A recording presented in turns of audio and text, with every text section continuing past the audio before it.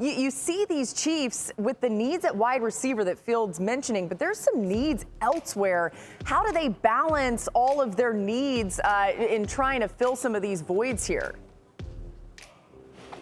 I think really, Laura, especially when you're talking about the draft, which is really what you're referring to, I think it's just going to become a matter of what kind of value can they get if they sit still and really just pick at the end of the first round. Do they need to package some of these picks? They have 2 1s, 2 2s, 2 3s, 2 4s, and 4 7s in this draft. That's a lot of picks that allows them a lot of flexibility. Is there someone who's fallen that they have their eye on that they want to move up a couple spots for and get one of 2 positions?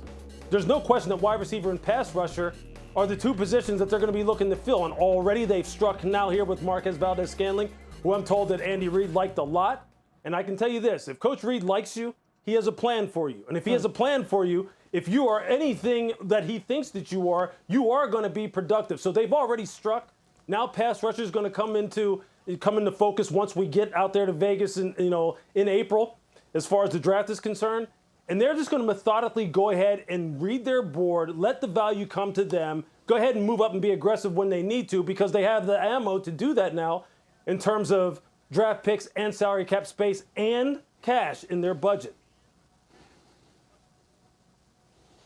Well, before this Marquez Valdez-Scantling trade or signing in free agency, I thought for sure the Chiefs should package some picks that they got in the Tyreek Hill trade and move up and go grab a guy like Garrett Wilson or Chris Olave. But now when you get a proven commodity that they're paying that type of money, they're saying, hey, we got our speed guy. So now they can kind of use all that draft capital they got from Tyreek Hill and go out and fill voids at defensive end and cornerback. But I still think they need one more wide receiver. And why not go get a guy like Christian Watson? Sit there at 29, wait for him. He's 6'4", 208 pounds, ran a 4.36 40 at the Combine, and had a very strong week at the Senior Bowl. This guy is unbelievable.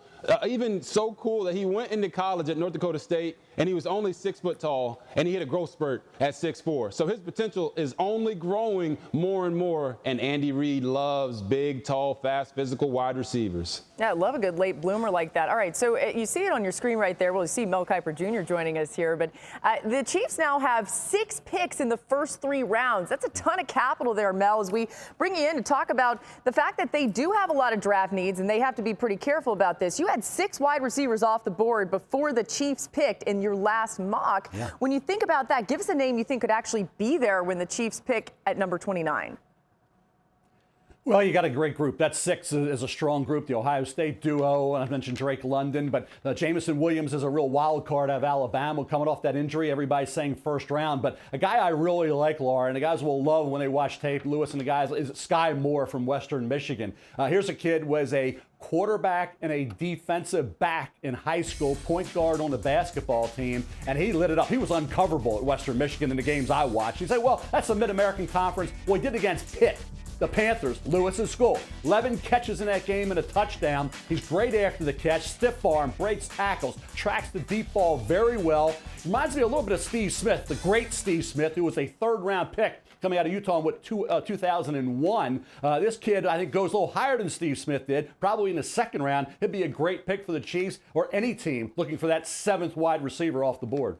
Mel is with us all show long, and a lot more coming from him. We're going to ask him some tough questions a little later. You know, Lewis, we're getting the news here about Marquez Valdez-Scantling going to the Chiefs. When you think about Aaron Rodgers and the Packers side of this, Devontae Adams already gone. Now you see MVS gone. It's like, who's left on this offense for Aaron Rodgers to throw to? What do you think about his perspective here?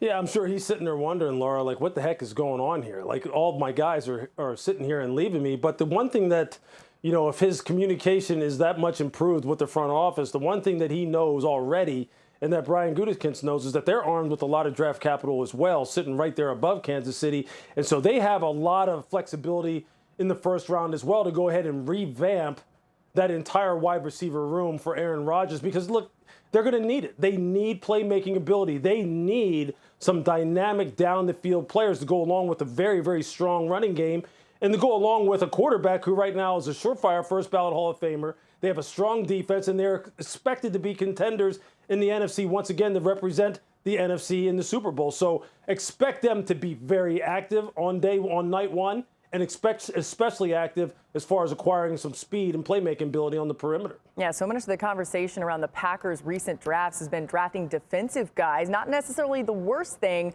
but I bet, to your point, Lewis, we'll see them go after the offensive side for Aaron Rodgers. Thanks for watching ESPN on YouTube. For live streaming sports and premium content, subscribe to ESPN+.